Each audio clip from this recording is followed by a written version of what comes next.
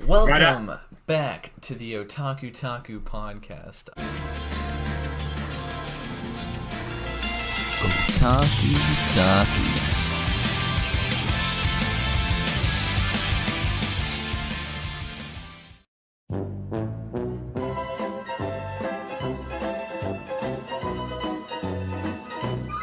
Today's episode, we're going over ReZero: The Frozen Bond.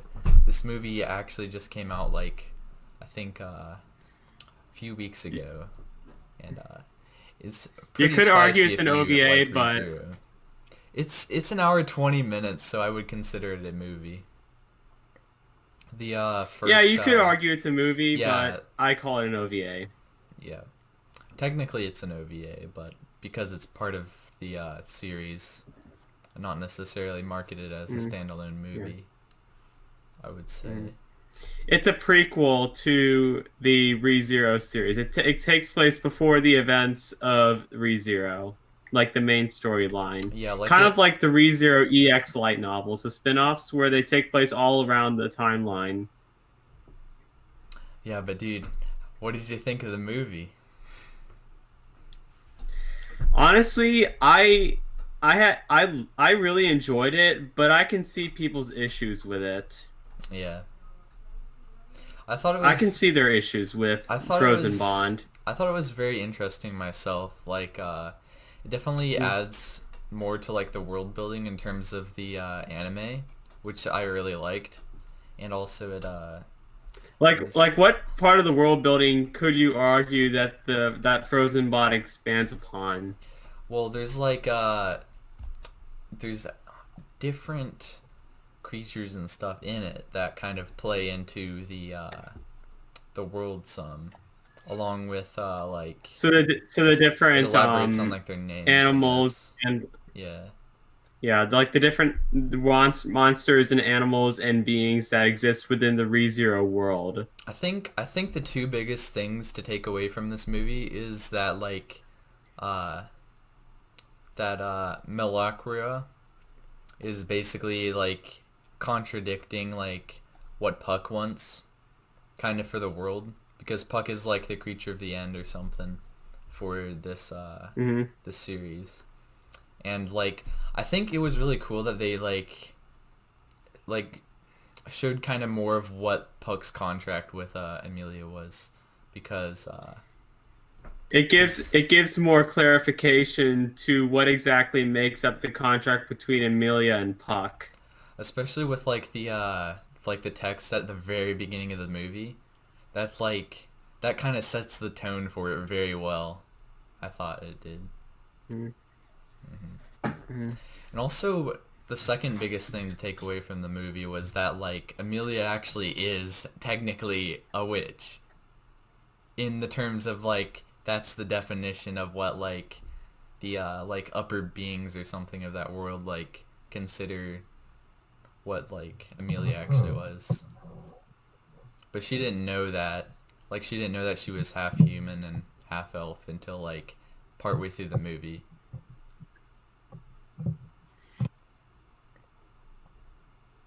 One of my issues. Your mic muted again, real quick. It did.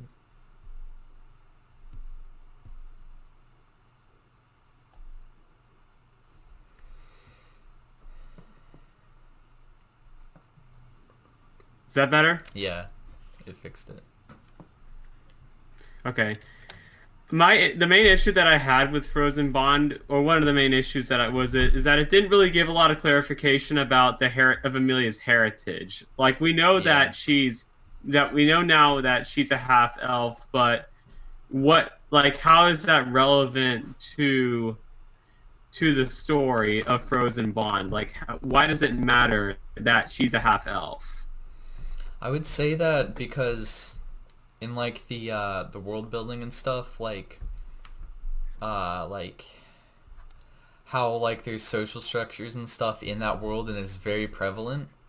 How like when the like trappers, I will say, show up and like basically tell her that she can't do anything or whatever, and they're just gonna like take her, something like that. Uh, Yes, That kind of shows like like, sell her to like yeah, to whatever. I'm not gonna mention that it like because I don't feel shows like like it. more of the like hierarchy or whatever of what people like think of other races Yeah, and stuff, and the social yeah, status and that and people, the upstated opinions about what society in ReZero thinks of elves, or at least because humans that well, have blood. they view like elves as like a lower species or whatever in terms of like whatever because they lost whatever war happened or something, which the movie doesn't really Mm. elaborate on that because it's not that important. It just kind of tells you that there was something that happened that caused like how the kingdom is like formulated in the movies, which kind of helps with Yeah, like some things. there isn't really a lot of context to that, Yeah. to the opinions that are made about elves in the hierarchy of ReZero. Yeah, but I think the most important thing about like Amelia's heritage is that she like thought she was an elf, like a full elf until partway through this movie and whatever. Like she rejected like her heritage as like the silver-haired half elf. Uh Mhm. and yeah. Yeah, she had the appearance that she was a full-fledged elf, like she Mhm. was a pure-blood elf. And she believed that she was a pure-blood elf until the truth was revealed to her that she did have human blood. Mhm.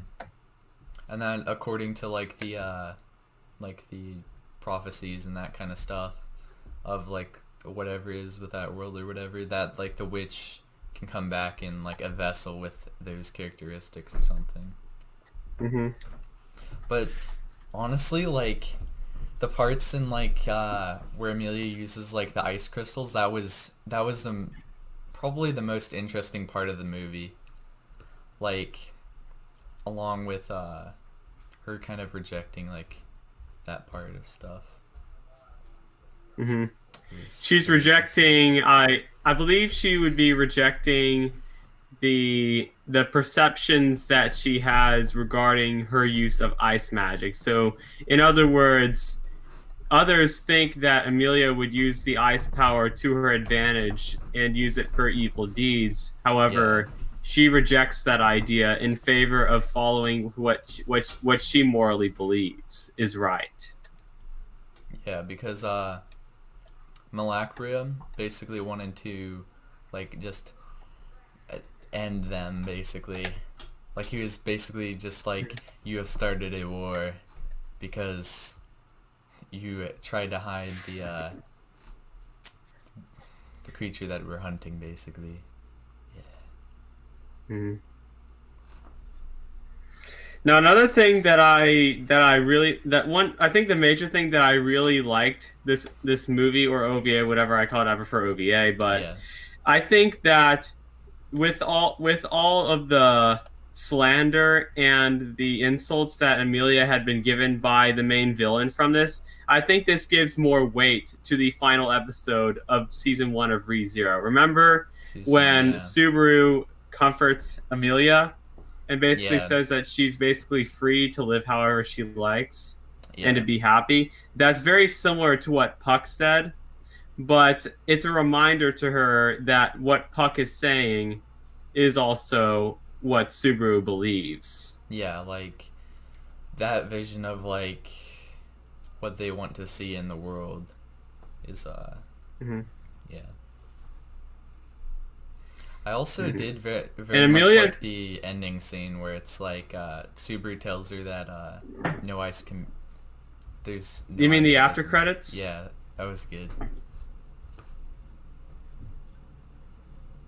It It's definitely so ended on weird a happy hearing note. Subaru's sub voice. Yeah.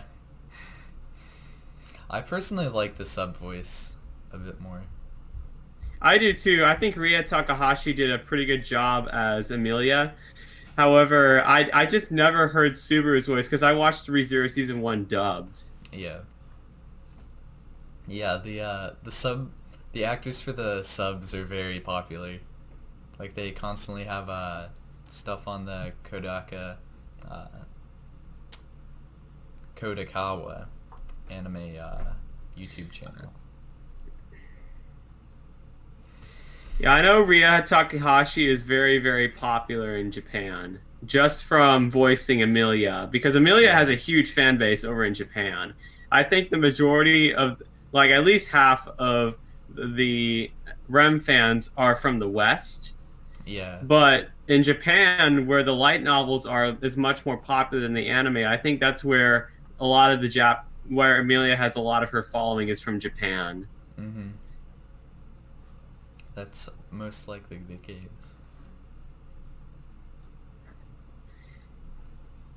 Again, this movie kind of strengthened why I prefer Emilia as a character over Rem Yeah. because I like characters who start truly like underdogs. Rem isn't really doesn't really fit the role of an underdog, but I can argue that Emilia does fit a different type of underdog as a protagonist. I would argue that Rem, like, it's not so much that she, like, is an underdog in, like, the story or whatever and has to find her place. It's more so that, like, or that she's, like, trying to, like, face impossible odds or something like that. Like, because Amelia's Mhm. trying to change, Yeah, like, the whole world, basically. And, yeah, and Rem's kind of, just trying to, like, help the people she's close to. yeah. It's kind of like Rem has like a I don't want to sound too mean or anything, but I think that I I feel like Rem's belief of helping people certainly stems from the fact that she's a maid, Yeah. or that she gives the wrong perception that the only reason why she's helping people is because she's a maid, Hmm.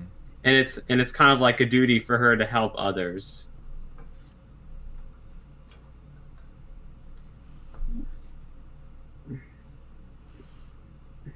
But, Wow, you're just yeah. silent. I'm thinking. I am thinking.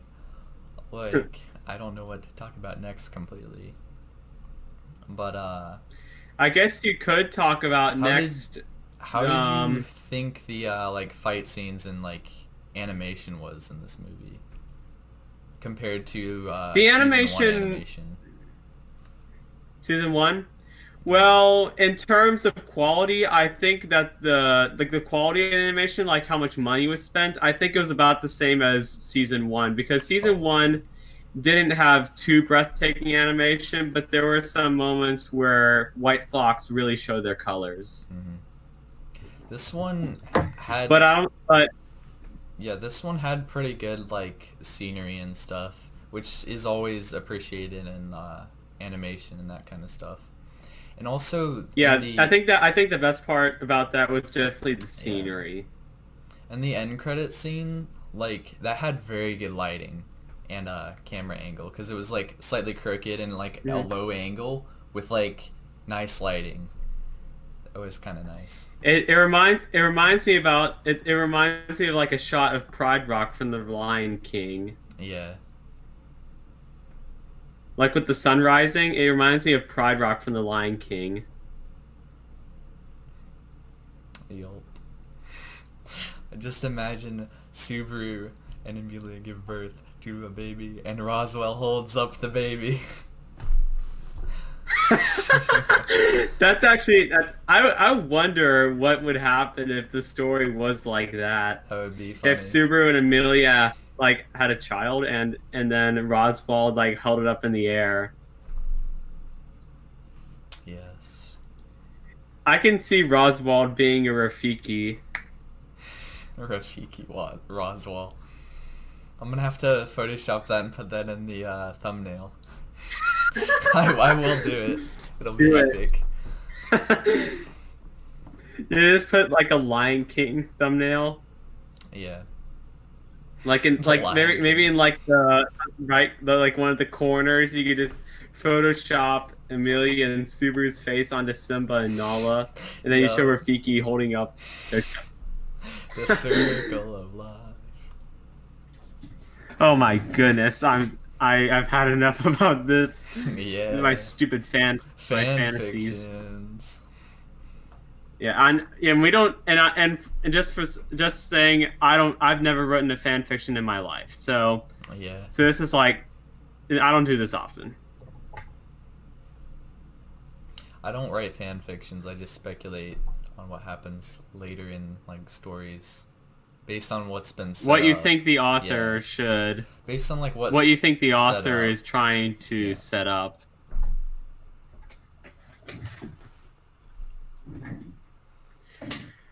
Well, if we really don't have much to talk about, we could end the podcast. Probably. Although like there are a few like minor details I generally want to talk about. Like one of them was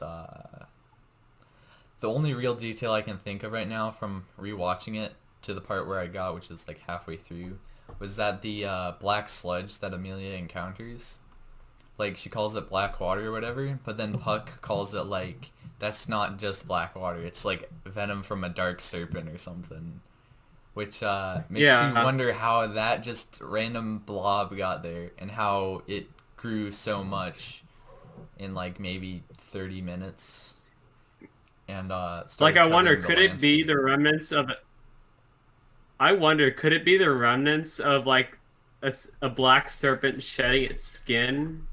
I don't know because Puck said it was like the venom from the black serpent or something. Um, Oh.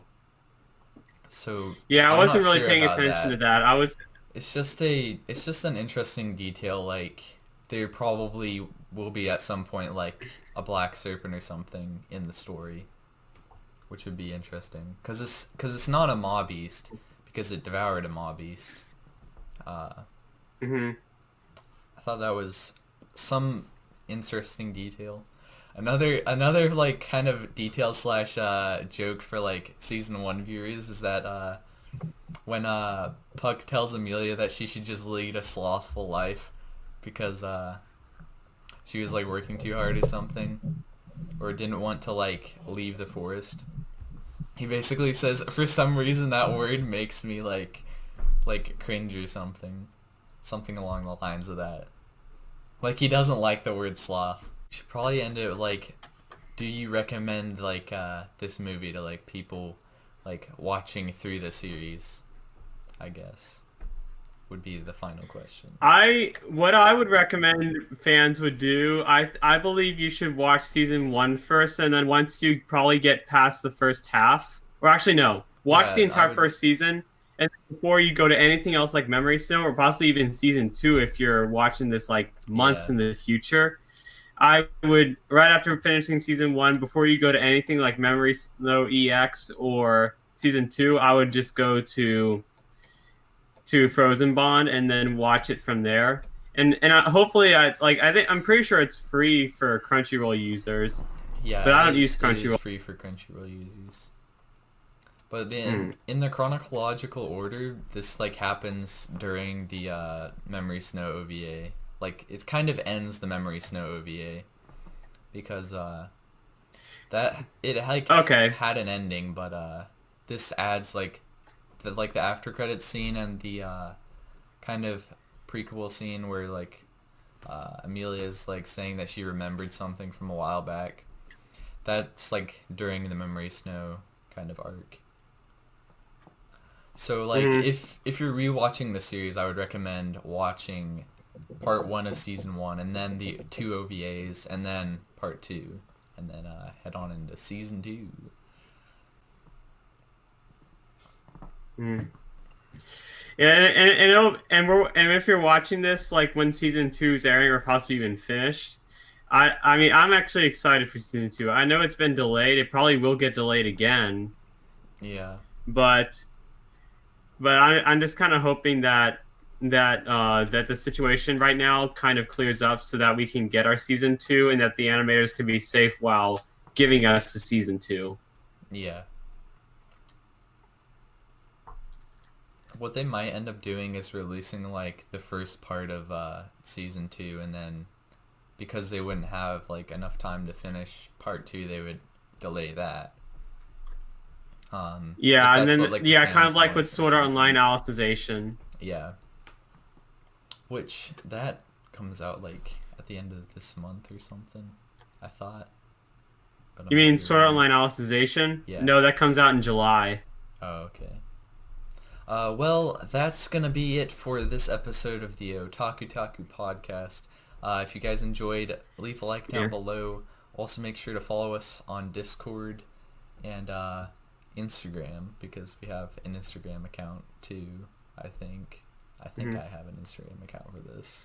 And look out for our next podcast. We're actually doing something a little bit different. Yes, we are going to be doing a review of a series.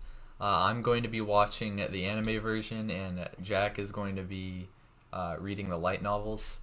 So we're going to do a kind of compare and contrast, and also our general opinions on. We're Like, not the going to tell you series. which series it is, but Yeah. it was an anime that aired in the fall of 2017. I watched it uh, about a year ago, so like 2 years after it aired. But then the light novels came out the beginning of last year, and I picked them up a few weeks ago, and I've loved. It's been a joy to read them, so I cannot wait to get this podcast out. And I'm curious to see what Quinlan thinks of this anime, since seeing that I've watched the anime and then I'm reading the light novels. Is it action based or drama based? That's what I kind of want to know It's first. psychological. It's a psychological Psychological. thriller. Ooh, the same tag as ReZero on Crunchyroll anyway. Hmm. Nice. Hmm. Well, that's it for the Otaku Taku podcast. We'll taku to you in the next one.